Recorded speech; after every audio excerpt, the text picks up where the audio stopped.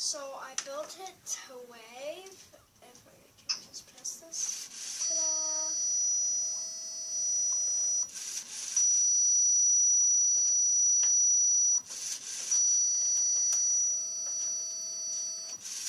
And that's how it waves. Why do you have to put your hand there? Because if it doesn't detect something that's closer than 30 inches, then it won't wave. Okay. What did you learn about programming today?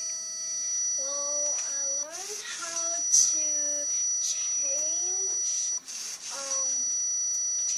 the degrees, powers, and I learned to hook up the wires and